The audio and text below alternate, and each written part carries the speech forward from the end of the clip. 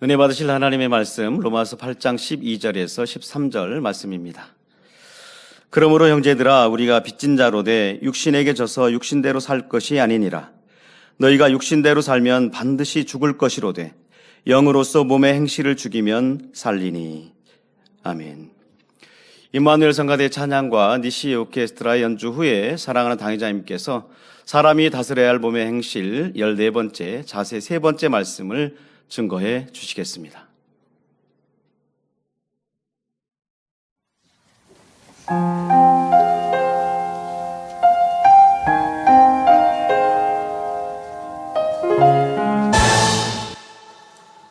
강단 헌화 소개합니다. 헌화자는 3대대 20교구입니다. 우리를 위해 사랑의 주님을 보내주신 아버지 하나님께 감사를 드립니다. 하나님의 참 자녀로 나올 수 있도록 생명의 말씀과 권능으로 이끌어주시는 귀한 재단에서 저희는 행복하게 십자가의 길을 가게 하심도 감사드립니다.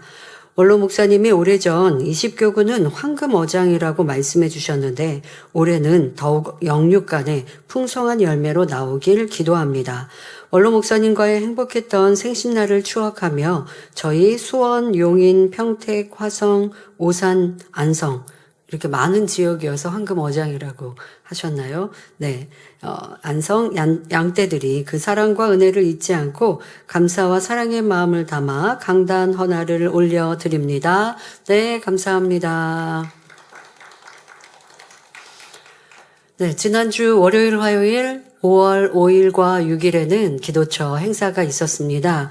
5월 5일에는 우리 남녀선교회 또 지조구 지역장, 조장, 구역장 연합회, 또 청년 가나안 선교회, 선교회장단 이상이 함께 참석하셨고요. 약 113명이 초대받아 오셨습니다.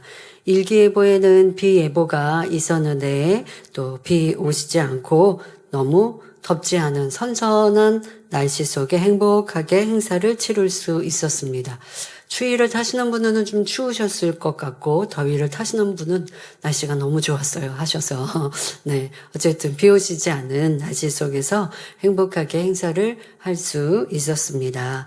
네, 또 6일 화요일에는 2024년도 부흥하여 또 부흥 및 열매 내신 분들이 약 91명이 초대받아 함께 하셨습니다. 또 따뜻한 날씨, 또 너무 청명한 하늘과 날씨 속에서 행복한 시간들 가지셨고요. 곳곳에 사진 찍으시고 또 들어오시는 시간부터 하늘에 이렇게 무지개 띄워주셔서 함께 보면서 또 무엇보다 우리 이렇게 열매 내신 분들 스스로도 뿌듯하셔서 어깨가 이렇게 펴지셔서 열매 내고 와야죠. 기도처는 열매 내고 와야죠.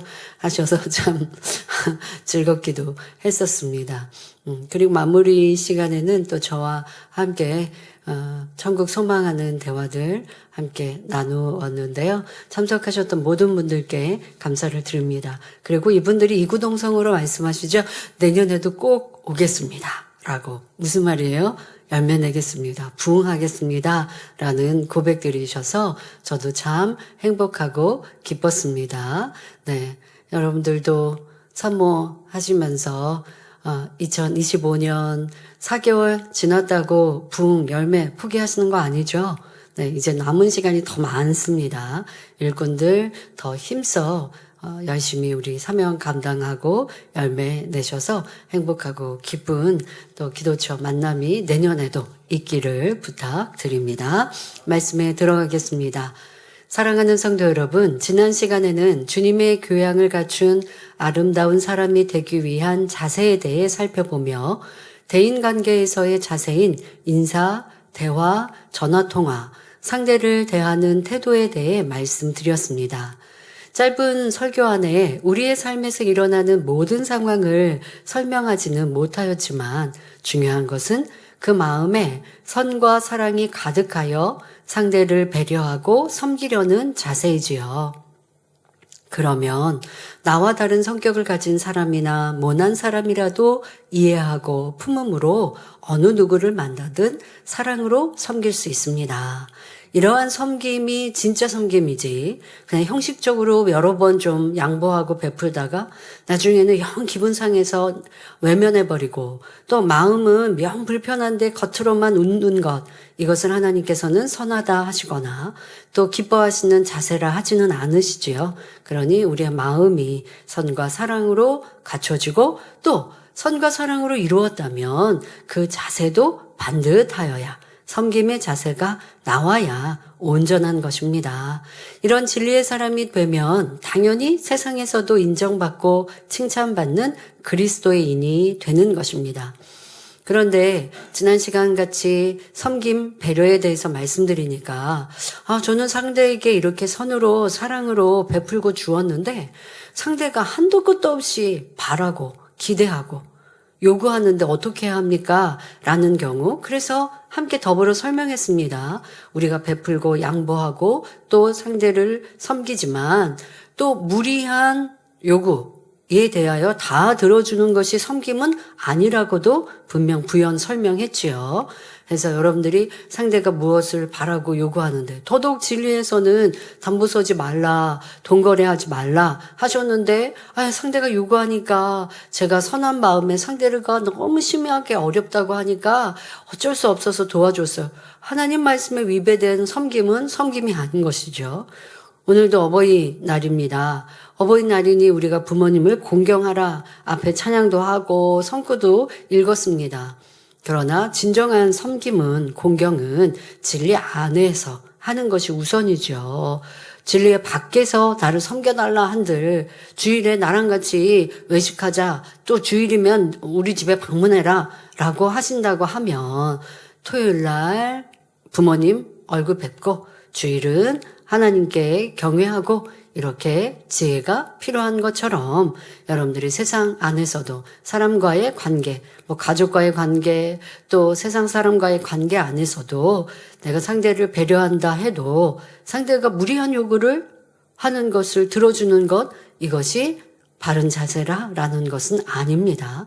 이런 것은 정확히 분별할 수 있어야 하겠고요.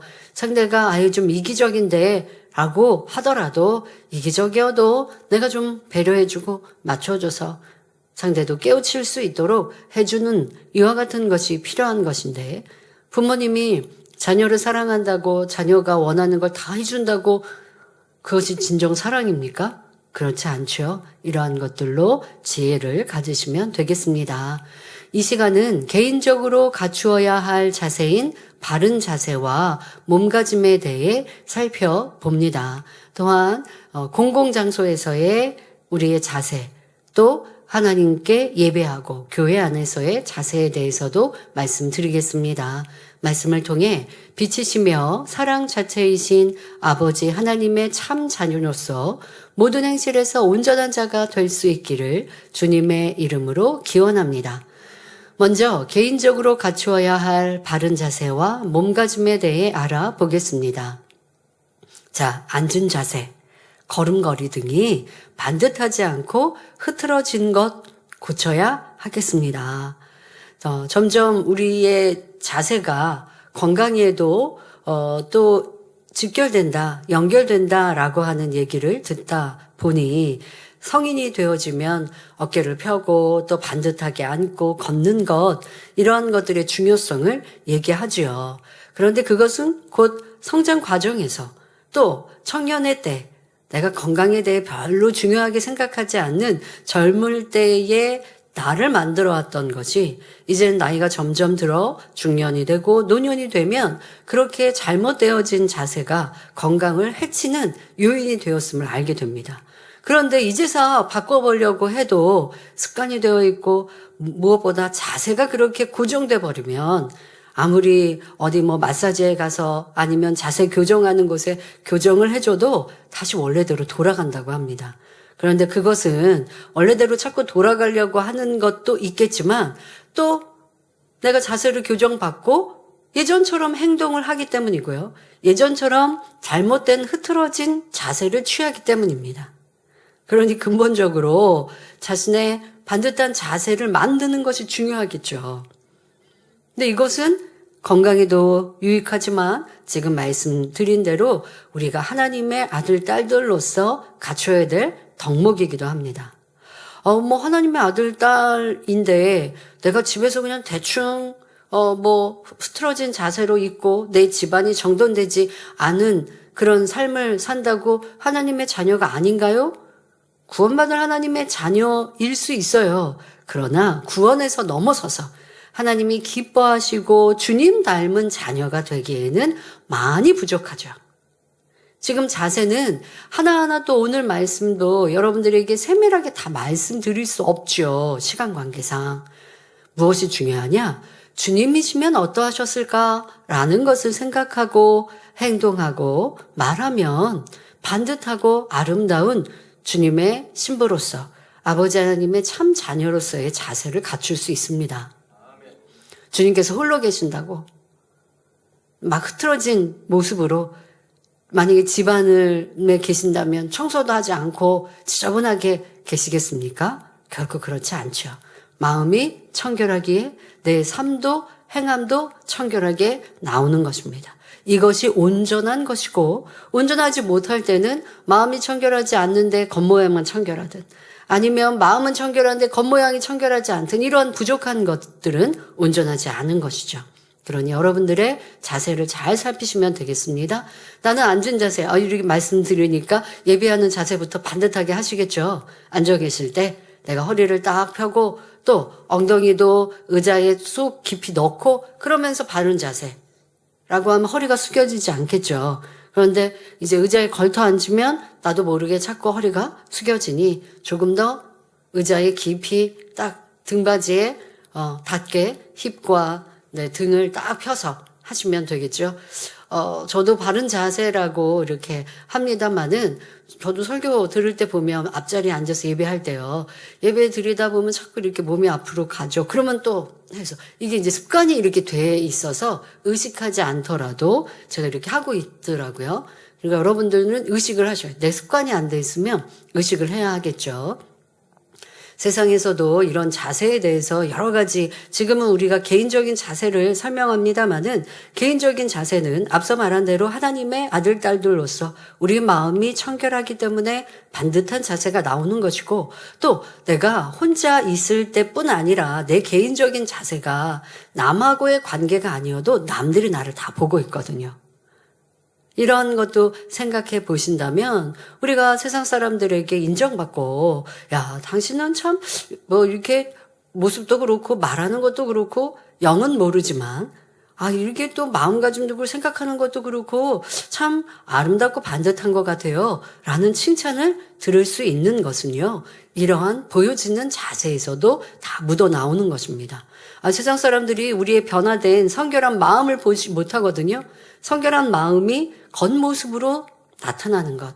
이것이 지금 말씀드리는 자세입니다. 또 여러분들이 걸을 때도 요란하게 쿵쿵거리며 쿵쿵 소리가 날 정도로 너무 박력 있게 걸으신다면 이 또한도 주의가 필요하죠. 더더욱 예전에 우리나라에서는요, 시골 같은 데 가면 마룻바닥이거든요. 나무로 만들어진, 그리고 나무를 이렇게 서로 꼭 붙이지 않고 딱 붙어서, 그러니까 뭐 본드 같은 걸로 시멘트로 붙이지 않고 이게 서로 연결되어 있기 때문에 좀 바닥에서 이렇게 떠 있기도 합니다. 조금이라도 쿵쿵하고 걷는 이러한, 그러니까 내가 너무 박력 있게 걸으면 소리가 많이 나죠.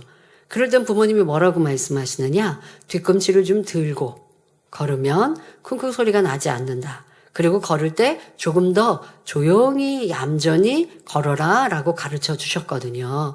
요즘은 그런 바닥들이 아니죠.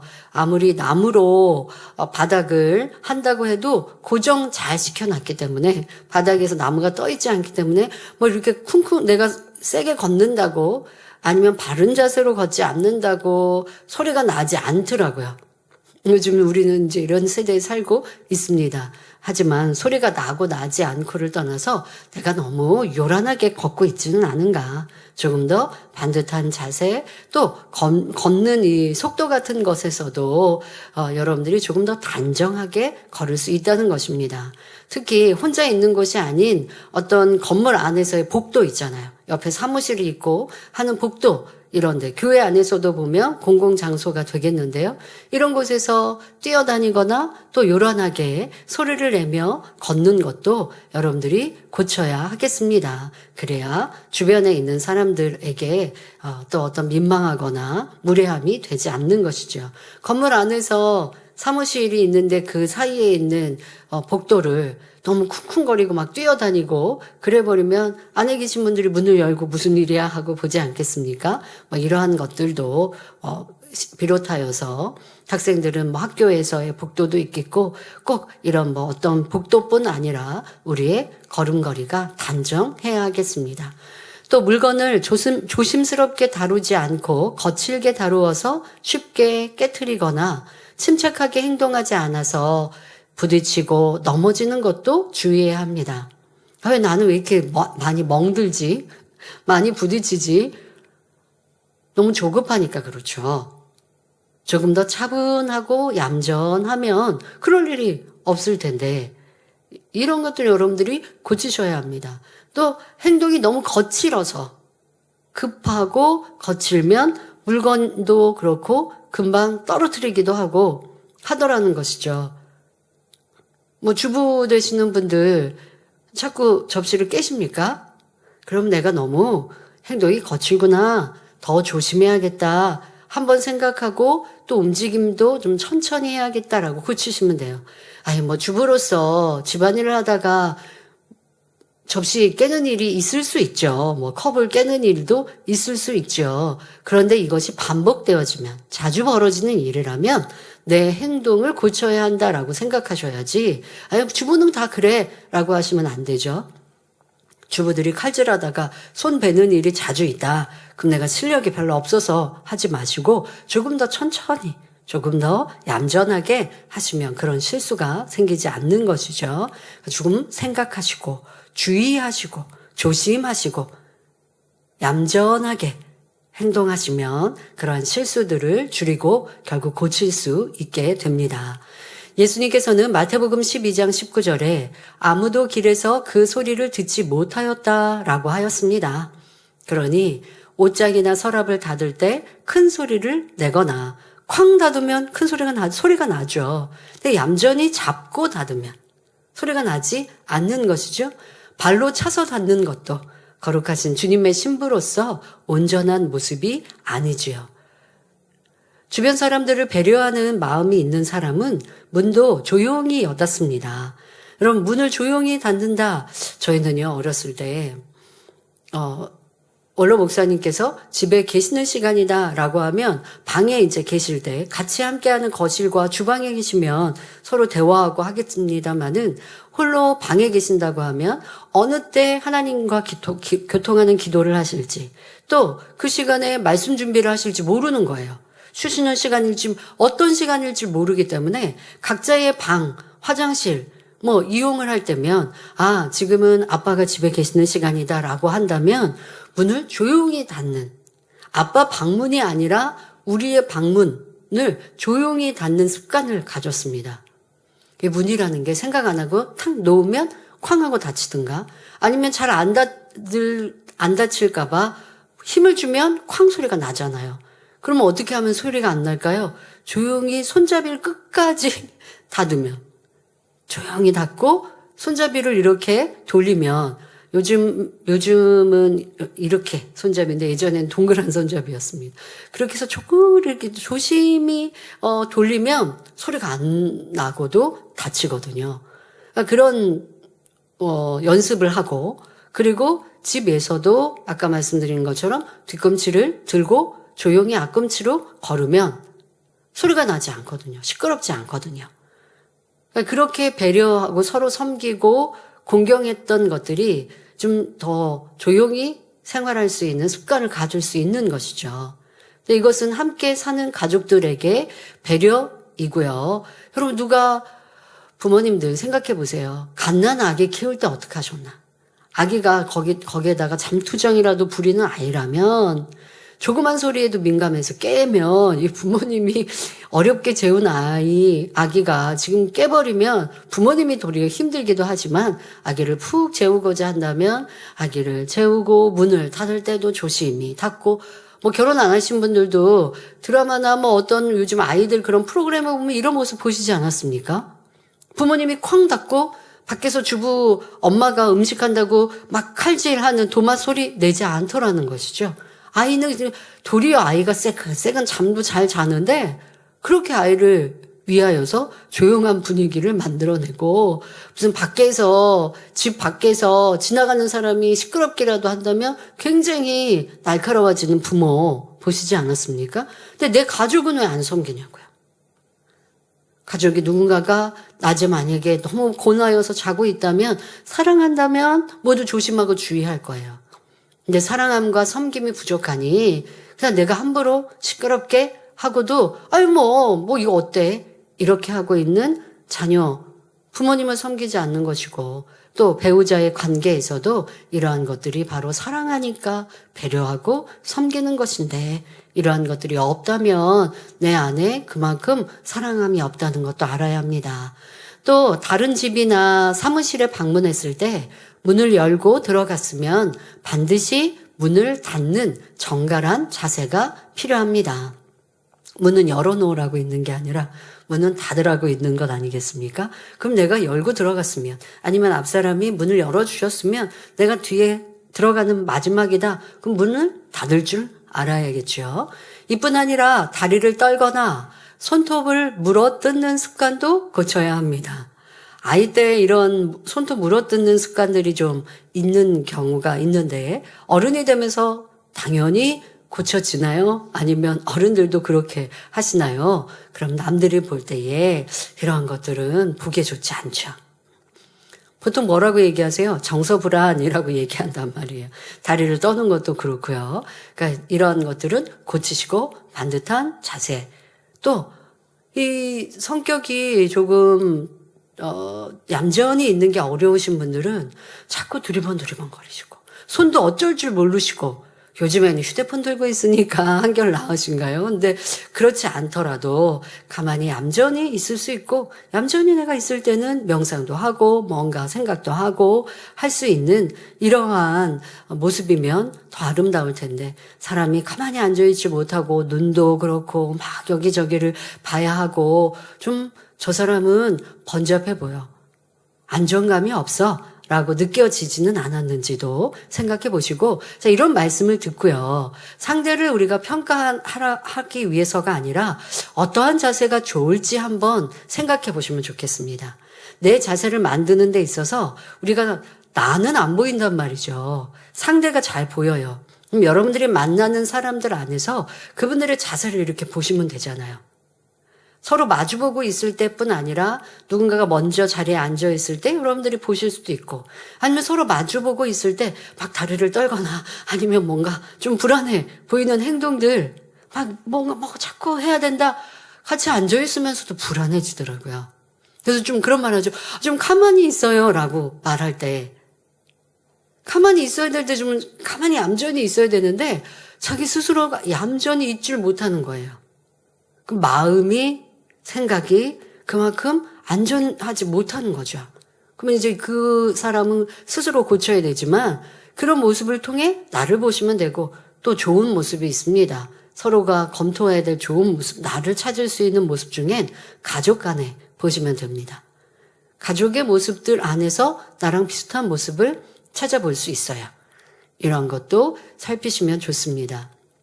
또 여러분들 식사할 때도 보면 식사 예절들이 있죠. 그런데 식사 예절은 상대방과 있을 때뿐 아니라 내가 혼자 식사하는 그 습관은 결국 상대와 있을 때 나타나게 됩니다.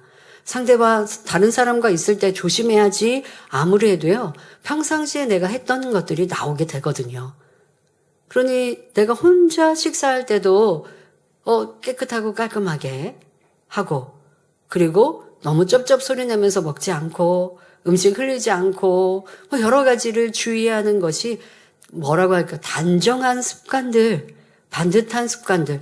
홀로 있어도 누가 봐도 참 아름답다, 고상하다라는 칭찬을 받거나 그렇게 느껴질 수 있는 삶을 살아가면 두 사람, 네 사람, 더 많은 사람 앞에서도 단정하게 행동하는 것은 어렵지 않습니다.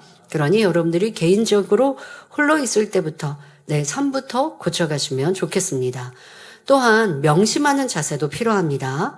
어떤 사람은 소지품을 잘 잃어버리기도 합니다. 아, 이거 물건 어디에 놨지? 이제 어른들이 내가 자꾸 건망증이 생겨서 잊어버린다라고 하시는 것도 이제 기도하면서 더 건강을, 정신 건강도 만들어 가시고 지켜가시는 거 필요하겠고요. 그런 거 아닌데 젊을 때 자꾸 잃어버린다라고 한다면 내 행동이 얼마나 더 단정하지 않은가라고 하는 거 생각하실 필요가 있습니다. 요즘에 휴대폰들 많이 두고 가시거나 잃어버리는 경우들 있을 수 있고, 또 앞서 말씀드린 대로 뭐 이렇게 떨어뜨려서 깨지고 하는 거, 그만큼 내가 거친 행동이라는 걸 보여주고 있는 것이죠. 그래서 나는 자꾸 뭘 잃어버린다라고 한다면 평생에 한 번, 두 번 있을까 하는 일이어야 되는데, 이것이 자주 있는 일이다라고 한다면 행동도 고쳐야 되고 명심해야 되고 너무 또 많은 일들을 이루어서 그래서 기억하지 못하는 것도 고쳐야 하겠구나. 많은 일들을 하려고 하기보다 하나 둘 집중해 가는 이러한 것도 있어야 합니다. 명심의 중요한 것은 특별히 자신이 해야 할 일, 또 상대와의 약속, 이와 같은 것에 있어서도 잊지 않기 위해서고 당연히 그리해야 합니다. 근데 명심하지 않는 사람은 약속도 잊어버리고 스스로가 마음에 다짐하는 거 또 잘 잊어버리더라는 것이죠. 자기와의 약속도 있고 사람과의 약속 있고 자 이런 사람들은 하나님 앞에서도 그러하기가 쉽습니다. 다음에는 아버지 하나님께 다음에 이거 안 할게요. 또 이렇게 할게요. 라고 기도해 놓고 쉽게 잊어버리는 것이죠. 이런 일이 어쩌다 한 번이 아니라 빈번한 사람은 결국 주변 사람들에게 뿐만 아니라 하나님께도 신뢰를 잃어버립니다. 하나님과의 신뢰를 잃는다는 것은 참 무서운 일입니다. 안타까운 일이죠. 기도해 놓고도 응답 못 받는 일들이 발생하게 됩니다. 하나님이 보실 때, 너 이렇게, 아버지 하나님께 우리가 기도할 때 보통 뭐라고 그래요? 아버지 하나님, 이렇게 해주시면 제가 또 이렇게 할게요. 라고 하기도 하고, 또 이렇게 하겠습니다. 라고 하나님께 구해놓고, 그리고서 내가 하나님께 약속한 거 지키지 않으면 하나님께서는 나에게 어떻게 복을 주실 수 있겠습니까? 그리고 더더욱 능력받고 건능받는 데 있어서는 신뢰관계가 굉장히 중요하지요. 이런 것 꼭 명심해야 할 것입니다. 명심하지 못하는 것을 기억력이 탓만할 것이 아니라 기도하면서 노력하면 바꿀 수 있습니다. 일이 많고 바쁜 상황이라 해도 마음은 항상 잔잔하여 중요한 것을 깨우쳐 주시는 성령의 음성에 귀 기울일 수 있어야 합니다. 심지어 약속을 잊어버려서가 아니라 잘 기억하고 있으면서도 오늘은 내가 몸이 좀 안 좋은 것 같다. 더 급한 다른 일이 생겼으니까 내가 마음이 안 내키니까 하면서 사소한 이유로 쉽게 어기는 사람도 있습니다. 또 시간 약속도 평소에 정확히 지키는 습관이 들여져야 출근 시간이나 예배 시간 혹은 중요한 순간에 신뢰를 범하지 않지요. 약속 시간에 몇 분씩 늦게 도착하는 것은 상대의 시간을 뺏는 것임을 알아 고쳐야겠습니다. 사람과의 신뢰관계도 굉장히 중요하지요. 그런데 그 신뢰관계는 특별한 것으로 만들어지는 것만이 아닙니다. 이렇게 작은 것, 사소한 것, 약속 시간에 늦지 않는 것. 그런데 이 사람은 자꾸 약속 시간에 5분씩, 10분씩 늦어요. 이것이 짧은 시간인 것 같지만 그것이 쌓이고 나면 그 사람에 대해 신뢰관계가 깨어지니 더 중요한 것을 함께 나눌 수가 없지요. 따라서 무엇을 하든지 명심하고 상대를 배려하며 정한 마음으로 행하는 습관을 들이는 것이 중요합니다. 우리의 삶에는 참 습관입니다. 습관이 어떠하냐에 따라서 그렇게 할 수도 있고 또 그것을 고치기가 참 어렵기도 합니다.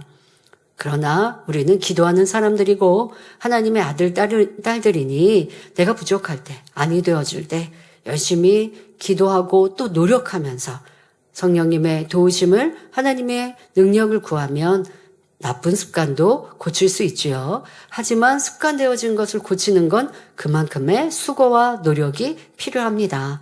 하다가 말면 또 도루묵이요. 여러분들이 습관을 고치려면 더 많은 시간의 투자도 필요하지만 꼭 고쳐야 하는 것이죠. 마지막으로 자기 자신과 그 주변을 청결히 하는 것도 중요한 바른 몸가짐입니다. 안 씻어서 냄새가 나거나 지저분한 것도 당연히 민망한 일이지요. 이것은 남에게 신뢰가 되고요. 그런 사람과는 함께하고 싶지 않습니다. 당연히 깨끗해야 하는 것, 내 몸의 청결은 당연한 것이지요. 또한 집뿐만 아니라 교회, 사무실 혹은 공공장소 어디에서든지 쓰레기는 지정된 장소에 버리며 사용한 물건은 제자리에 놓는 정리정돈된 청결한 모습을 갖춤으로 상대에게 신뢰를 끼치지 않아야 합니다.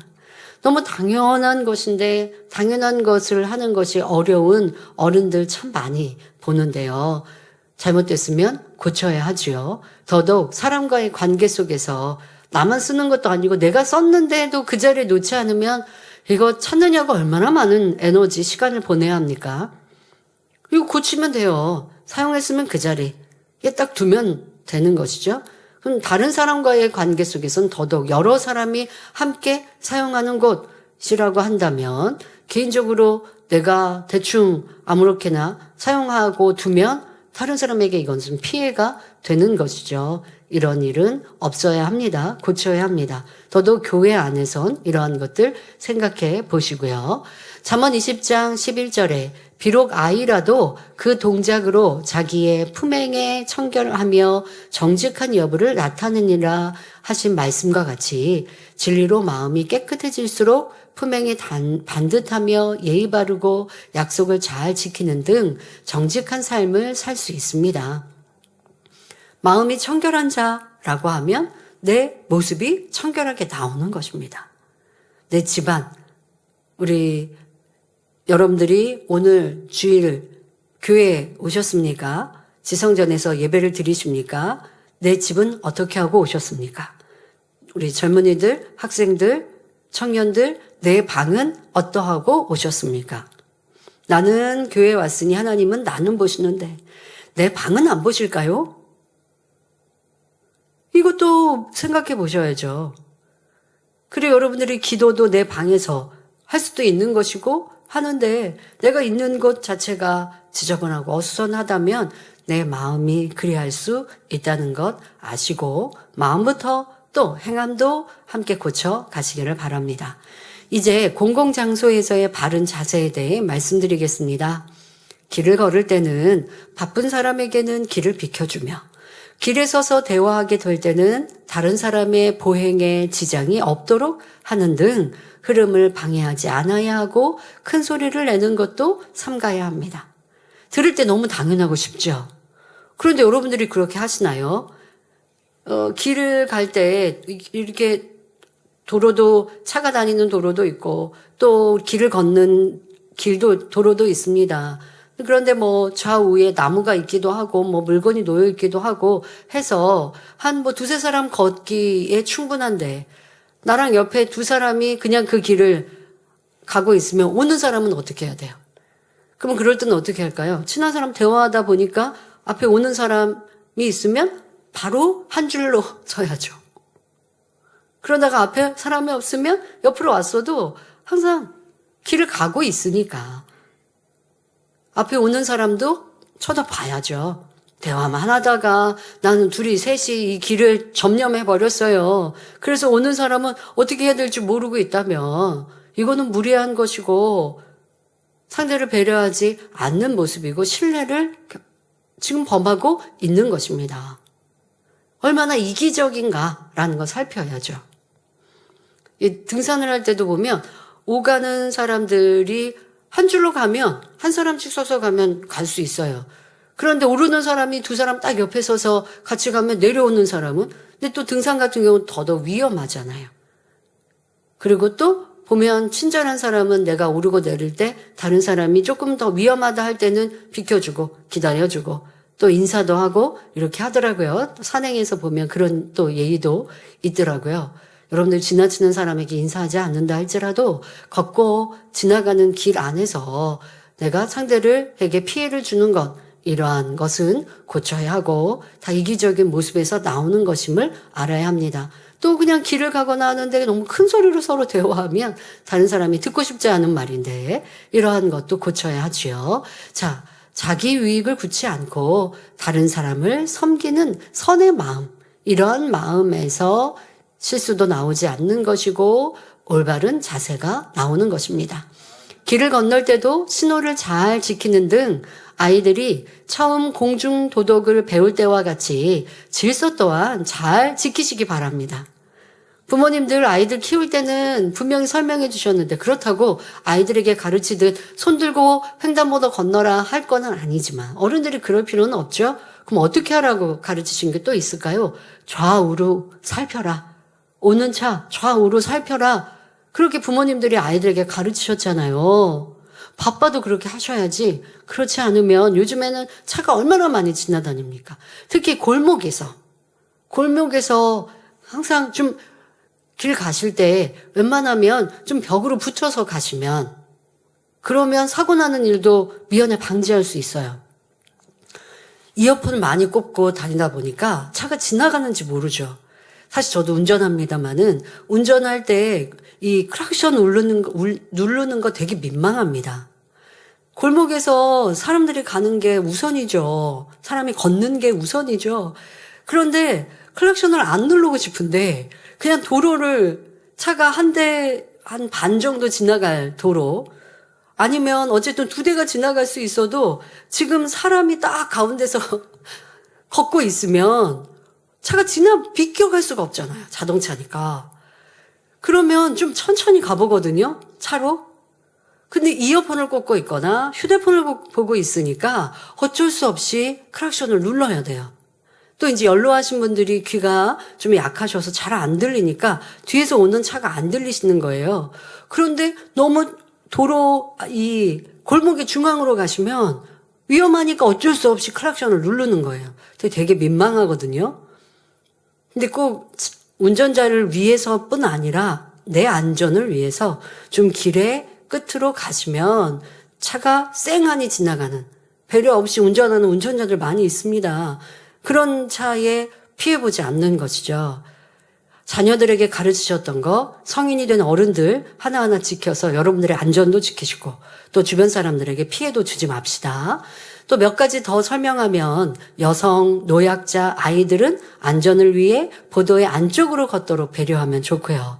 건물을 들어오고 나올 때 뒤에 오는 사람을 배려하여 문을 잡아주는 것도 참으로 아름다운 배려이지요. 문을 내가 열고 들어가서 닫아버리면 뒤에 오는 사람들에게 혹시 다칠 수도 있지요. 네, 그래 조금 뒤를 보고 한번 닫을 때 건물에 문 들어가실 때 뒤를 한번 보고 오는 사람이 있으면 잠깐 열어주고 그분이 또 손잡이를 잡을 때까지 좀 기다려주고 이러한 배려가 있으면 좋겠습니다. 또한 길을 가면서 조심하지 않아서 다른 사람과 몸을 부딪히고도 사과 한마디 없거나 바쁜 일이 있다고 사람들을 밀치면서 뛰어가는 것도 예의가 아닙니다. 약속 시간이 급하다고 대충 주차하여 다른 차량에 피해를 주는 것도 자기 유익을 구하는 모습입니다. 이중 주차를 해놓고 연락처를 남기지 않거나 전화를 받지 않는 경우 혹은 차를 이동해달라는 연락을 받아도 자신의 용무를 다 본 후 천천히 나와서 사과 한마디 없이 떠나버리는 경우 상대의 마음이 얼마나 상하겠습니까? 참으로 이기적인 모습이지요. 이러한 것은 이기적이라고 휴대폰이나 뭐 이런 영상 같은 데도 이러한 사람들 통화 같은 것도 녹음이 된 것도 이렇게 예시로 나오기도 하더라고요. 이중 주차를 해놓고 그 문을 잠궈 놓고 올라간 거죠. 뭐 브레이크라도 풀어놓거나 하면 좀 움직일 수 있으면 좋은데 그렇게라도 안 하고 집으로 올라갔어요. 그러니까 이제 차 나오려고 전화를 했거든요. 전화를 했더니 나 지금 샤워하고 있어서 못 내려간다고. 뭐 이렇게 한다든가 하면서 너무 무례하게 전화를 받을 때 나랑 상관없는 일이어도 야, 참 어떻게 이럴 수 있어? 라고 하게 되는데 여러분들은 내가 급하니까 라고 자꾸 변명하시면서 상대에게 피해를 주는 일을 그냥 넘어가지는 않는지 살피시고요. 어떤 내가 신뢰를 범했다면 정중히 사과할 줄 알아야 되고 당연히 신뢰를 범하지 않아야 합니다. 이럴 수도 있어. 뭐 사람들도 이중 주차 해놓던데 뭐 하지 마시고 최대한 그런 일이 없도록 하셔야겠죠. 또한 공공장소를 이용할 때는 상대를 배려하는 마음으로 그곳의 규정을 준수하는 것이 아름다운 모습입니다. 그 규정이 내게 불필요하거나 내게 좀 불편하다고 해서 뭐 이런 게 있어 하지 마시고 그곳의 규정이니 따라야겠죠. 또 미리 양해를 구하지 않고 남의 집이나 직장에 불쑥 찾아가는 것도 상대의 입장을 고려하지 않는 행동입니다. 초대받아 집에 방문했을 때도 주인의 허락 없이 닫힌 방문을 열어보거나 마음대로 곳곳을 둘러보며 막 서랍 같은 거 열어보거나 이거 안 되는 거예요, 여러분. 매너에 어긋나는 일입니다. 갑작스러운 일로 방문하게 되었을 때는 정중하게 자기를 소개하고 방문 용건을 분명히 알려야 하며 만약 거절당해도 다시 약속하고 돌아오는 것이 연락 없이 찾아간 사람의 도리인 것입니다. 또 공공기물은 내 것처럼 아껴 사용해야 합니다. 예를 들어 도서관에서 빌려온 책에서 좋은 자료가 있다고 찍거나 줄을 긋는 등의 상식 밖의 행동은 당연히 안 하시지요. 또 공연, 음악회 등에 갈 때는 적절한 복장을 해야 하는 경우도 있고 때에 따라 갖추어야 할 예의들이 있습니다. 연주 도중에는 박수를 쳐서는 안 된다거나 옆 사람과 대화 등으로 연주자와 다른 감상자들에게 피해를 줘서도 안 되지요. 그리고 예복을 갖춰 입어야 할 정중한 장소에 초대받았을 때 평상복 차림으로 간다면 이것도 큰 신뢰가 됩니다. 더구나 만군의 여호와 하나님 앞에 드리는 예배는 당연히 정갈한 복장으로 갖춰 입어야 합니다. 그러므로 허술한 옷이나 운동복 같은 옷을 입고 예배드리는 행위는 하나님 앞에 불손한 것이므로 삼가야 합니다. 비싼 옷, 새 옷을 입어 사치하라는 뜻이 아닙니다. 하나님의 자녀답게 단정하고 정갈하게 입으라는 의미이지요. 이어서 바른 예배 자세에 대해 살펴보겠습니다. 앞서 중간중간 예배 자세에 대해 언급했지만 예배를 드릴 때 어떤 마음가짐이어야 하는지에 관해 덧붙여 말씀드리겠습니다. 예배는 묵도나 사도신경으로부터 시작해서 축도나 주기도문까지 전체를 존귀하신 하나님께 드리는 것입니다. 하나님께서는 아무리 많은 사람 속에서도 불꽃 같은 눈동자로 한 사람 한 사람을 주목하여 보시며 각자가 드리는 마음의 향을 받으십니다. 그러니 예배 시간에 졸거나 잡념에 빠지는 경우처럼 몸은 성전에 와 있어도 머릿속에 온갖 잡념으로 가득하다면 하나님 앞에 큰 결례가 됩니다. 예배 시간에 예배 좀 빨리 끝났으면 좋겠다. 사업상 약속이 있는데 스포츠 경기 봐야 되는데 친구들은 주일이라고 재미있게 놀고 있을 텐데 이렇게 잡념 속에서 예배를 드린다면 그것은 신령과 진정으로 예배드리는 것이 아닙니다. 옆 사람과 잡담하거나 음식을 먹는 것도 하나님 앞에 민망한 일이지요. 어떤 귀한 사람과의 만남보다도 더욱 하나님을 경외하며 예배를 귀히 여기시기를 부탁드립니다. 그럴 때 좋으신 아버지 하나님께서 여러분의 삶을 지키시고 복 주십니다. 결론을 말씀드립니다. 사랑하는 성도 여러분, 지금까지 설명한 분야들은 주의 교양이나 신앙에 관련된 내용이기보다는 일반적인 공중도덕이나 매너에 해당하는 내용이 많습니다. 그러나 이런 교양들을 시험 공부하듯이 다 외우려고 애쓰실 필요는 없습니다. 모든 행동은 그 사람의 마음 됨됨이에서 나오는 것이기 때문이지요. 즉 매너나 에티켓, 공중도덕 등의 기본 바탕은 상대에게 폐를 끼치지 않고 불쾌감을 주지 않으며 더 나아가 먼저 배려하고 상대의 유익을 구하는 마음에 있습니다.